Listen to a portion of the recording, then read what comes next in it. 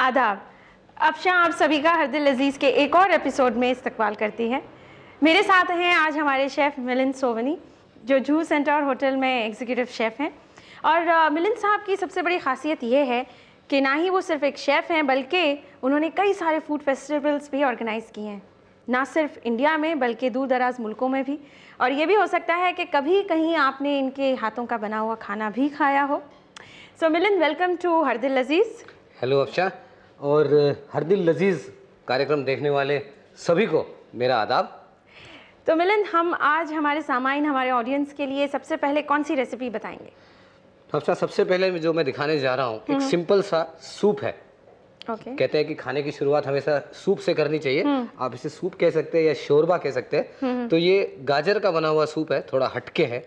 और इसका नाम है कैरेट एंड कोरिएंडर सूप। ठीक है, for starters we start with this soup. Yes, ठीक है। तो कैरेट कोरिएंडर सूप बनाने के लिए हमें जिन चीज़ों की ज़रूरत पड़ने वाली है, आइए वो एक बार बता देता हूँ। सबसे पहले हमें चाहिए होगा तेज़ पत्ता, 2-3 लौंग और काली मिरी 8 से 10 दाने, बारीक कटा हुआ लहसुन 5-6, एक छोटा प्याज बारीक कटा हुआ, किसी हुई गाजर या कद्दूकस की हुई या ग्रेटेड गाजर। और इसके स्वाद के लिए मैंने इसमें धनिया डाला है, तो हरा धनिया बारीक कटा हुआ, क्रीम और अर्थात नमक इसमें चाहिए डालने के लिए। तो आइए शुरू करें इसको। ठीक है, तो हमने पहले से ही तेल इसमें गरम कर लिया? पहले से तेल लिया हुआ है।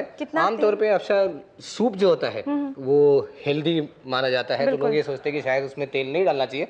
आपने देखा होगा मुश्किल से 1 छोटा चम्मच मैंने इसमें तेल डाला है। वो इसलिए कि थोड़ा इसमें प्याज हम भूनेंगे तो उसका स्वाद भी आएगा उसमें, टेस्ट के लिए। ठीक है, तो थोड़ा सा तेल है, उसके अंदर हम एक तेज पत्ता, 8 से 10 जैसे मैंने कहा काली मिर्च और 2 या 3 लौंग डालेंगे।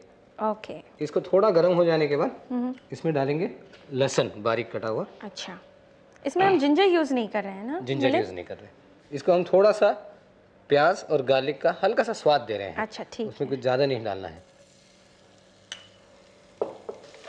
एक चीज़ इस खासियत इस सूप की ये है कि आमतौर पे लोग ये समझते हैं कि सूप जो होता है उसके अंदर या तो मैदे की या किसी चीज़ की थिकनिंग के लिए या उसको गाढ़ा बनाने के लिए डाला जाता है, लेकिन सेहत के लिए मैदा या ऐसी चीज़ें ज़्यादा सही नहीं है। तो इसलिए आप देखेंगे कि ये प्यूरे सूप है। यानी कि जो गाजर है पूरी गाजर ही पिसी हुई है। और उसको गाढ़ा करने के लिए और किसी चीज़ का इस्तेमाल नहीं कर रहा हूँ मैं। तो ये बिल्कुल ही न्यूट्रिशियस है, बहुत ही न्यूट्रिशियस है, हेल्दी है। तो इसमें अब जो हमने ग्रेटेड गाजर है इसको डाल देते हैं। वैसे भी मिलिंद, हम जहाँ तक कोशिश यही करते हैं कि हमारे सामाइन के लिए, हमारे ऑडियंस के लिए हम हेल्थ फूड एज वेल उनको बताएं रेसिपीज। और आजकल की ये जो भागदौड़ की जिंदगी है उसके अंदर जितना हम अपनी सेहत का ख्याल बिल्कुल जरूरी है स्ट्रेसफुल लाइफ में। अभी गाजर जो है आमतौर पे हम होटलों में या बड़े तरीके से इसको जब बनाते हैं तो पूरी या बड़े बड़े पीस इसके हम पकाते हैं। अच्छा। लेकिन खास मैंने ये ग्रेट इसलिए की है कि आप लोग इसको घर में बनाएंगे, 3-4 कप बनाएंगे, तो आप चाहेंगे कि जितनी झटपट हो जाए, जितनी जल्दी हो जाए उतना अच्छा है। तो इसलिए मैंने इसको ग्रेट किया हुआ है ताकि ये जल्दी पक जाए, आसान हो जाता है। अभी हमें सिर्फ इसको यहाँ भूनना है, कुछ भून के पकाना नहीं है। अच्छा। थोड़ा इसमें पानी डाल देंगे। हाँ, बिल्कुल। अब देखने वाले ये सोच रहे होंगे कि ये पानी डाले जा रहे हैं, कितना डालना है? कितना डालना है? अगर ये 4 कप आपको सूप बनाना है, क्योंकि जो मैंने आपको रेसिपी की क्वांटिटी बताई वो 4 कप सूप के हिसाब से बताई थी, तो 4 कप सूप आपने बनाना है तो इसमें कम से कम इस वक्त 3 कप पानी आप डाल दीजिए। इसका ढक्कन दे देंगे। जी बिल्कुल।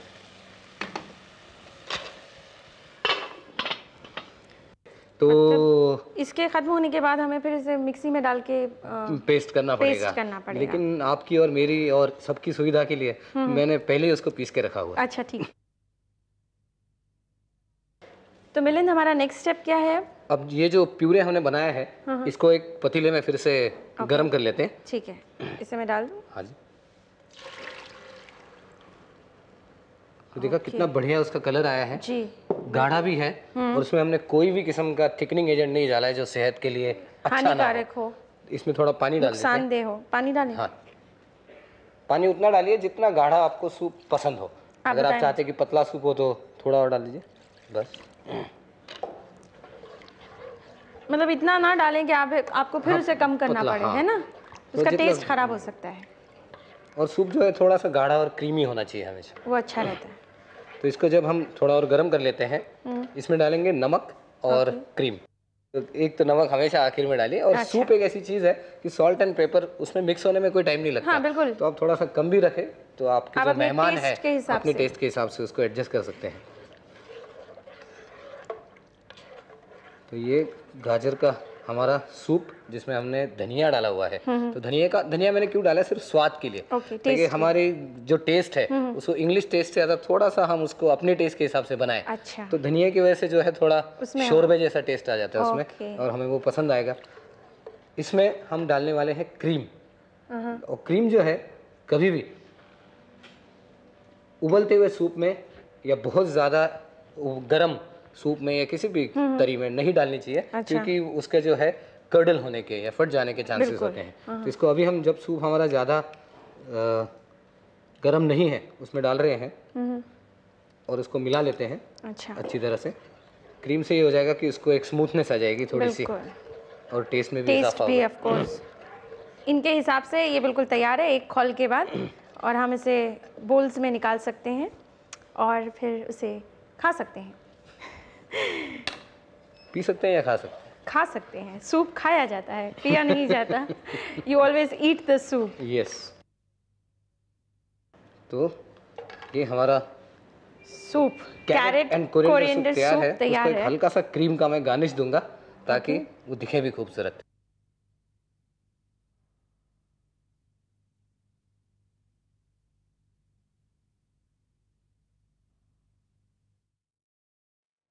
तो कैरेट कोरिएंडर सूप के बाद मिलिंद, हम हमारे सामान के लिए अब क्या बताने जा रहे हैं, दूसरी रेसिपी?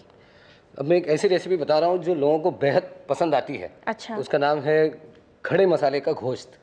ओके। खड़े मसाले का गोश्त ये है कि वैसे तो बहुत लोग बनाते हैं, उसको बनाने के अलग अलग तरीके हैं, लेकिन ये मेरी स्पेशलिटी है जिस तरीके से मैं बनाता हूँ इसको। आई एम श्योर हम सब देखना चाहेंगे कि आप किस तरीके से बताएंगे इसे। अब हमें सबसे पहले क्या करना है? हाँ। सबसे पहले एक हांडी में या बर्तन में तेल गरम कर लेते हैं। मैंने 2 से 3 चम्मच तेल लिया हुआ है।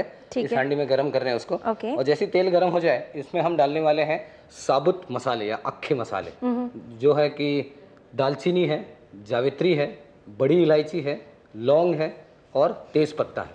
ये 4 मसाले हम डालने जा रहे हैं। लेकिन सबसे पहले आपको मैं ये बता दूं कि इस डिश में और क्या क्या डाला जाता है। तो इस डिश में जैसे मैंने बताया ये साबुत मसाले जाएंगे, उसके अलावा जाएगा 2 बड़े प्याज लंबे लंबे कटे हुए, गोश्त आधा किलो, अदरक लहसुन का पेस्ट 2 बड़े चम्मच, टमाटर 2 मीडियम साइज़ के, लाल चिली का पाउडर या लाल मिर्च का पाउडर 2 चम्मच, जीरे का पाउडर 1 चम्मच, हल्दी 1 चम्मच, धनिया पाउडर 2 चम्मच, नमक अर्थात आपकी जायके के हिसाब से, दही 2 बड़े चम्मच, और ऊपर से जो उसकी डेकोरेशन है गार्निश करने के लिए होगा धनिया और लंबा कटा हुआ अदरक। तो हमारा तेल गरम हो चुका है। हाँ, हमने पहले से इसे गरम कर लिया। मसाले डाल देता हूँ। सबसे पहले हम डाल रहे हैं इसमें दालचीनी सारे जितने गरम मसाले हैं सारे डाल देंगे। अब ये है कि जैसा आप देख रहे होंगे थोड़ी तेल की क्वांटिटी जो है वो मैंने हल्की सी ज़्यादा रखी है इसके अंदर। इसलिए रखी है क्योंकि हमको गोश्त को उसमें भूनना है। तो अगर गोश्त को काफ़ी देर तक भूनना है तो वो नीचे लगे नहीं या वो जले नहीं, इसलिए जो है हमने तेल थोड़ा सा ज़्यादा रखा है। प्याज है बड़े वाले, इनको मैंने लंबा लंबा काटा हुआ है। इसे कितना वक्त लगता है बनाने में मिलिंद? इस डिश को बनाने में कम से कम आधे से पौना घंटा ज़रूर लगेगा इसमें। हाँ। अच्छा। तो इसमें हम डालेंगे अदरक लहसुन का पेस्ट। जो हमने बना रखा है। ओके। 2 चम्मच। इसमें हल्का सा पानी दे देंगे। हाँ बिल्कुल। आप बताएं कितना डालना है? और बस अभी हम इसमें अदरक लहसुन भून गया है, इसमें टमाटर डालेंगे जो भी मैंने लंबे काट रखे हैं।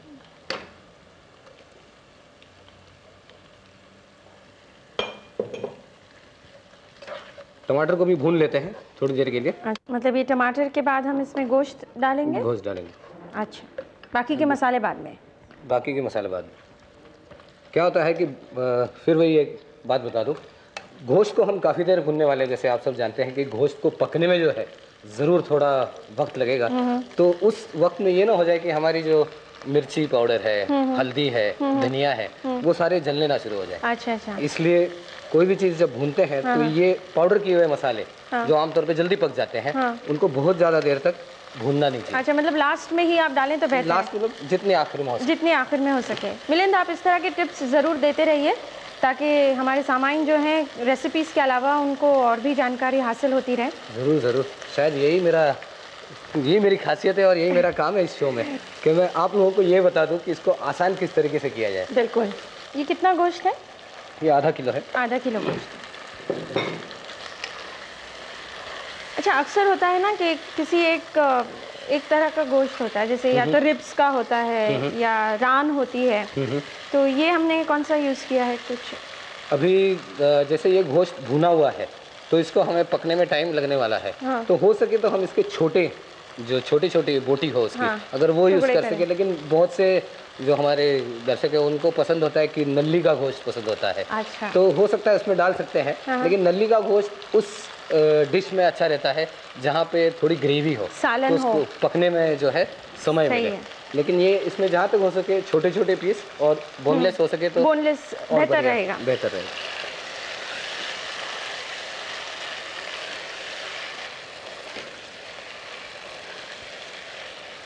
अक्सर अब ये बहुत अच्छी तरह से भून चुका है और ये काफ़ी हद तक गल भी गया है। अच्छा, ओके। जैसे लाल मिर्ची का पाउडर है, ये अगर आप तीखा खाना चाहते हैं तो आप ज़्यादा मिर्ची डाल दीजिए। जीरे का पाउडर है ये। धनिया पाउडर, इसको हम 2 चम्मच डालेंगे। अच्छा। हल्दी का पाउडर है, इसको हम 1 ही चम्मच डालेंगे। और फिर हमारे गोश्त को मसाले के साथ भून लेते हैं। ओके।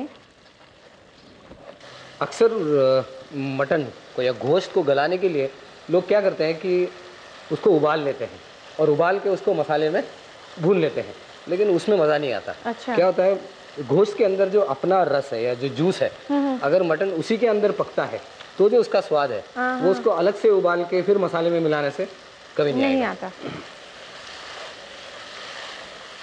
ये एक और जानकारी हमारे सामाइन के लिए। हमने इसमें टमाटर भी डाला था, लेकिन थोड़ा सा एक उसको अलग टच देने के लिए थोड़ा सा दही भी हम आखिर में डाल रहे हैं उसमें। मैं आपसे पूछने ही वाली थी कि जब टमाटर डाला है तो फिर से दही क्यों? खटास के हल्का सा एक बॉडी के लिए, उसके थोड़ी बॉडी के लिए भी और टेस्ट थोड़ा डिफरेंट करने। अच्छा, जैसे मैंने कहा कि ये मेरा तरीका है, आपका तरीका, खड़े मसाले का गोश्त बनाने का स्टाइल। हमारा गोश्त पक भी चुका है, इसका मसाला भी बहुत बेहतरीन आया है और खुशबू भी बहुत बढ़िया, वाकई बहुत अच्छी आ रही है। हल्का सा इसमें बारीक कटा हुआ हरा धनिया मिला देते हैं। ओके। तो आप लोगों ने देखा ये रेसिपी जो बताई इन्होंने। आजकल झटपट या जल्दी बनने का ज़माना है। बिल्कुल। तो सब लोग सोचते हैं कि ये माइक्रोवेव में बन जाए तो कैसे रहेगा ये वो, लेकिन कुछ कुछ चीज़ों का स्वाद जो है, जिसको हल्के पकाने में या धीमी आंच पे पका के भूनने बनाने में है, वो शायद माइक्रोवेव में नहीं आ सकता। बिल्कुल नहीं आ सकता। इसलिए आइए इसको थोड़ा सा हम गार्निश भी कर देते हैं। ओके। कोई भी खाना एज ए शेफ़ मैं हमेशा अपने लोगों के लिए बताता हूँ कि किसी भी खाने को स्वादिष्ट तो हम बनाते ही हैं, उसको मसाले डालते हैं, बहुत बढ़िया है, उसको बनाते हैं। लेकिन हमारी होटल इंडस्ट्री में ये कहा जाता है कि खाने को सबसे पहले आंखों से खाया जाता है। बिल्कुल। तो उसके लिए ज़रूरी है कि सिर्फ स्वादिष्ट ही ना हो, वो दिखने में भी खूबसूरत, प्रेजेंटेबल हो। बिल्कुल। तो उसको प्रेजेंटेबल बना देते हैं अपने तरीके से। और उसको थोड़ा सा बारीक कटा हुआ धनिया और ये जो अदरक है, हमने लंबा लंबा काट के रखा है मैंने अदरक को, इस अदरक को ऊपर से डाल के इसको सजा देते हैं। तो ये आपका खड़े मसाले का भुना हुआ गोश्त तैयार है। तो मिलिंद, भुने हुए गोश्त के बाद अब हम हमारे सामाइन को क्या बताने जा रहे हैं?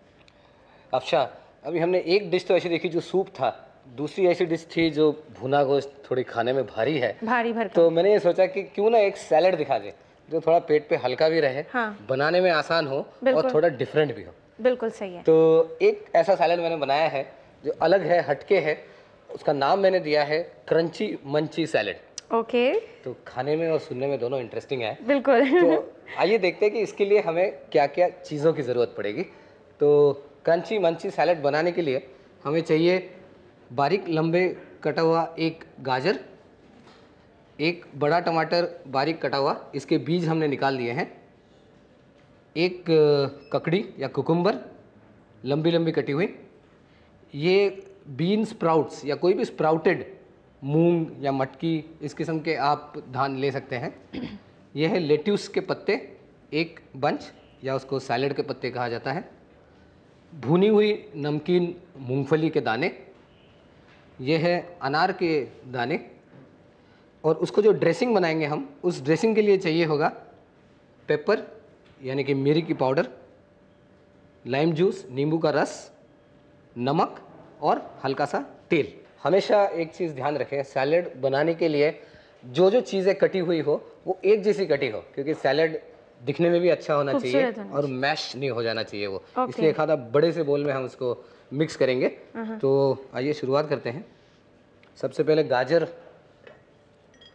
आपने एक चीज़ देखी होगी कि ये जितनी चीज़ें मैं इसमें डाल रहा हूँ, इसका कलर जो है बहुत प्यारा सा है, कुछ लाल है, कुछ हरा है, कुछ तो वो दिखने में बहुत खूबसूरत दिखता है, खूबसूरती बढ़ाता है, खूबसूरती बढ़ाता है। और खूबसूरती के अलावा जैसे हमने ये कुकुम्बर डाल रहे हैं इसमें, खूबसूरती के अलावा जितने भी सैलेड के जो इंग्रेडिएंट्स हैं, आपने देखा कोई भी चीज़ पकी हुई नहीं है, सब कच्चे हैं। इसमें हम डाल रहे हैं मूंग, जिसको हमने भिगो के थोड़े उसमें स्प्राउट्स आ चुके हैं, तभी इसे क्रंची मंची कहा जा रहा है। अब मैं समझी। और ये लेट्यूस के पत्ते हैं। लेट्यूस के पत्तों को थोड़े नाजुक होते हैं, अगर उसको हमने नाइफ से काट दिया तो थोड़ी देर में काले हो जाने शुरू हो जाते हैं या अपना वो क्रिस्पीनेस लूज करते हैं। अच्छा। इसलिए हल्का सा इसको हमने हाथ से ही इसके चौकोनी टुकड़े बनाए हैं। मतलब हमेशा इसे इसी तरह से, हाँ, जितना हो सके उसको हाथ से ही काटें, छुरी का इस्तेमाल ना करें तो कम करें, बिकॉज ये क्रिस्प होता है। अच्छा। और अभी इसका जो क्रंची हमने नाम दिया है, वो उसमें हम मूंगफली डाल रहे हैं, ओके, सॉल्ट और अनार के दाने, ये हम जितना हमें अच्छा लगता है उतना डालें। और सैलेड को जैसे मैंने कहा था कि हल्के हाथ से उसको मिलाएं। अब आप देख रहे हैं कितना वो कलरफुल लग रहा है। बिल्कुल। सैलेड हमेशा कभी जब आप बनाते हैं तो इसको परोसने से पहले या हम अपने मेहमानों को जब खिला रहे हैं उससे पहले इसी तरह से उसको फ्रिज में रख दें, और उसकी जो ड्रेसिंग है या जो उसके अंदर नमक या जो स्वाद आने वाला है उसको लास्ट मिनट में या आखिरी मिनट में मिलाएंगे। ये लीजिए। तो इस बोल में ड्रेसिंग बना लेता हूँ मैं। नींबू का रस 3 चम्मच, थोड़ा तेल दे देंगे, डाल दीजिए। आप बताइए कितना? बस ये करीब 2 चम्मच के बराबर तेल होगा। इसको मिलाते हैं और इसमें डालेंगे पेपर और स्वादानुसार नमक। जैसे मैंने कहा, इसको अभी अच्छी तरह से मिला लेते हैं, मिक्सचर हो जाएगा, मिक्स कर देते हैं। ये हो गया इसका ड्रेसिंग। ड्रेसिंग अलग अलग तरीके होते हैं। अगर आपके पास सीजन में संतरे हैं या ऑरेंजेस सीजन में है तो नींबू की रस की जगह आप संतरे का इस्तेमाल कर सकते हैं। ड्रेसिंग आखिर में डाल के मिक्स करना चाहिए, बिल्कुल खाने से पहले। मतलब इसे ऐसा हम क्यों करते हैं, आप कुछ अंदाजा बताएंगे? ताकि उसका टेस्ट बना रहे। नहीं, इसमें क्या है, ये जितनी सब्जियां हैं ये हम चाहते हैं कि क्रिस्प रहे, कुरकुरी रहे। तो वो कुरकुरापन अगर हमने उसमें ये तेल और नींबू पहले डाल दिया, पहले से ही डाल तो वो सॉफ्ट हो जाएंगी, सॉगी हो जाएंगी। तो अब ये वैसे तो हर डिश को गार्निश करना चाहिए, लेकिन इसको गार्निश करने की जरूरत नहीं है। थोड़ा सा मैं ऊपर से अनार के दाने इस पर डाल देता हूँ ताकि इसकी खूबसूरती में 4 चांद लग जाए। मिलिंद ने हमें एक और अच्छी टिप दी। तो मिलिंद, ये हमारी डिश बिल्कुल रेडी? बिल्कुल रेडी है, खाने लायक है, बिल्कुल खाने लायक है, हेल्दी है। तो आप सभी ने देखा कि मैंने और मिलिंद ने आज आप लोगों को 3 रेसिपीज़ बताई। हाँ ठीक है, मैंने नहीं बताई, सिर्फ मिलिंद ने बताई। मैं चाह रही थी कि थोड़ी सी क्रेडिट ले लूँ, लेकिन मिलिंद ने जिस तरह से लुक दिया है मैं समझ गई, आई शुड बी फेयर। तो मिलिंद ने हमें आज 3 रेसिपीज़ बताई हैं बहुत अच्छी अच्छी, और मुझे पूरी उम्मीद है कि आप लोगों ने इसे नोट कर लिया होगा और इसे पकाएंगे और खाएंगे ज़रूर, और इन्जॉय करेंगे और हमें याद करेंगे ज़रूर। तो इसी के साथ हमारे हर दिल लजीज़ का एक और एपिसोड आज यहीं ख़त्म होता है, लेकिन हम आपसे दोबारा फिर से मिलेंगे अगले हफ्ते इसी टाइम पर। तब तक के लिए अफशां का खुदा हाफिज़, आदाब।